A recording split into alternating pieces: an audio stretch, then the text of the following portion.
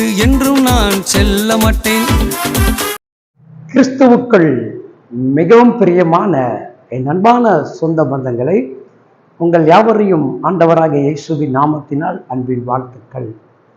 கர்த்தருடைய கிருபையும் இரக்கமும் தயவும் நீடிய சாந்தமும் உங்கள் வாழ்க்கையில் நிலைத்திருக்கட்டும். நீங்கள் அவரை நம்புகிறபடினால், அவருக்கு பயந்திருக்கிறபடினால், அவர் எப்படிப்பட்ட ஒரு நலமான ஆசீர்வாதங்களை நமக்கு கட்டளையிடுவார் தெரியுங்களா? அதை தான் இன்றைக்கு நாம் பார்க்க போகிறோம். சங்கீதக்காரன் 147 அதிகாரத்தில் 11வது வேத வசனம் இவ்விதமாக நமக்கு சொல்லுகிறது: தமக்கு பயந்து தமது கிருபை மேல் காத்திருக்கிறவர்கள் மேல் கர்த்தர் பிரியமாக இருக்கிறார். அல்லேலூயா. கர்த்தருக்காக காத்திருக்கக்கூடியவர்கள், கர்த்தருக்குண்டான பயம் நடுக்கம் உள்ளவர்கள், அவருடைய கிருபை வரங்கள் வேண்டும் என்று சொல்லி எதிர்பார்த்து காத்திருக்கிறவர்கள் மீது கர்த்தர் ரொம்ப பிரியமா இருக்கிறாராம். நம்ம நிறைய பேர் என்ன பண்ணுவோம்? சுகம் வேணும், பலன் வேண்டும், விடுதலை வேண்டும், பொருளாதாரத்தில் ஒரு பெரிய மாற்றம் வேண்டும், திருமணம் நடக்கணும், குழந்தை பாக்கியம் கிடைக்கணும், இப்படி பல காரியங்களுக்காக தான் நம்ம என்ன பண்ணுவோங்க? ஆண்டவருடைய சமூகத்தில் உபவாசம் இருந்து ஜெபம் பண்ணி அதற்காக நம்ம என்ன பண்ணுவோம்? கர்த்தர்கிடத்துல காத்திருப்போம். ஆனால் இதெல்லாம் ஆண்டவர் இயற்கையிலே நமக்கு என்ன பண்ணுறாங்க? படைக்கும் போதே வாக்கு கொடுத்து அதை என்ன பண்ணுறாருங்க? நிறைவேற்றி கொண்டே இருக்கிறார். அதற்கு நாம் செய்யக்கூடிய மிகப்பெரிய காரியம் என்னன்னா, அவருக்கு பயப்படுகிற பயம், அவருக்குண்டான அந்த நடுக்கம், அவரிடத்தில் நீங்கள் போகும் பொழுது அவருடைய கிருபையும் வல்லமையும் வரங்களையும் நாம் கேட்கணும்.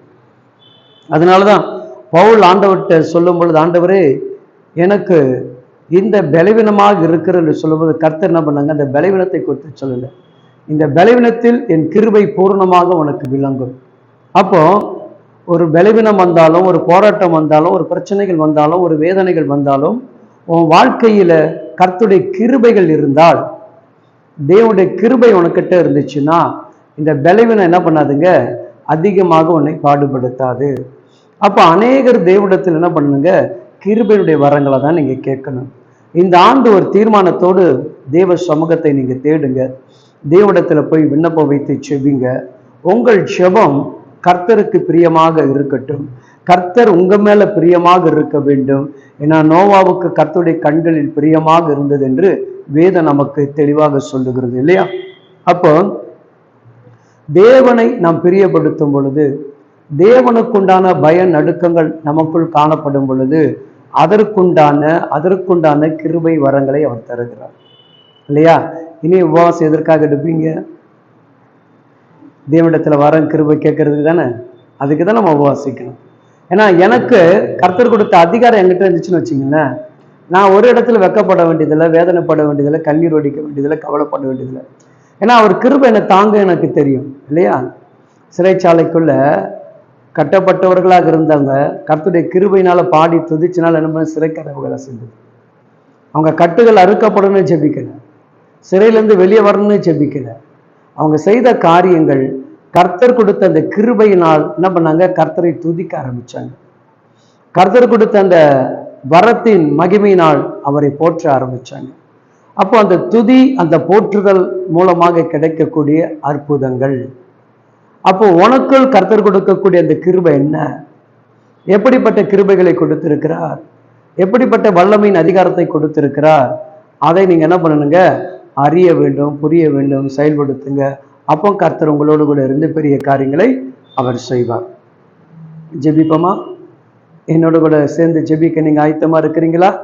இன்னைக்கு ஆண்டவர்கிட்ட கேட்பீங்களா? ஆண்டவரே உங்களுடைய கிருபை வரங்களால் என்னை நிரப்புங்கன்னு சொல்லி கேட்பீங்களா? இது உங்களுக்கான நேரத்தை தொடர்ந்து நீங்கள் உங்களுக்காக நாங்கள் என்ன பண்ணுறோங்க? தெய்வ செய்தியை காலையில் அதிகாலையில் கொண்டு வருகிறோம். நீங்கள் ஒவ்வொருவரும் பலன் பற்றி எழும்ப வேண்டும் என்பதற்காக இந்த நாளுக்குண்டான கர்த்தருடைய கிருபையை கேட்டு அதில் வளர நீங்கள் ஆவியினர்களுக்கு உதவி செய்வாராக.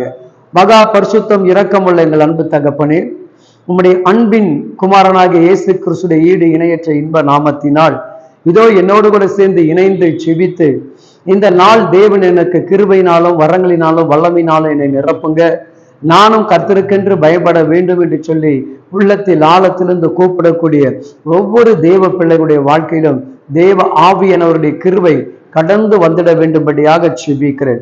ஒரு சமாதானத்தின் நீரூற்றுகள் தேவ குடும்பங்களுக்குள் கடந்து போகட்டும் அப்பா. ஒரு வரங்களும் குறைவில்லாத அவங்களுடைய பிள்ளைகளுக்கு ஒவ்வொருவருக்கும் கொடுத்து உங்களுடைய அதிகாரத்தை அவர்கள் பயன்படுத்தத்தக்க அந்த அபிஷேகத்தை கொடுத்து நீங்கள் நடத்த வேண்டும்படியாக நாங்கள் ஜெபிக்கிறோம். அப்படியே கர்த்தர் செய்ய போகிற பெரிதான கிருபைக்காக ஸ்தோத்திரம். இயேசு கிறிஸ்துவின் இரத்தத்துக்குள் ஒப்பு கொடுத்து ஜெபிக்கிறோம் எங்கள் ஜீவனுள்ள நல்ல பிதாவே, ஆமென். கர்த்தர் உங்களோடு கூட இருப்பார். நீங்கள் அவரை தேடுங்கள், கிருபை கேளுங்கள், பெற்றுக்கொள்ளுங்கள், ஆசீர்வாதமாக இருங்கள்.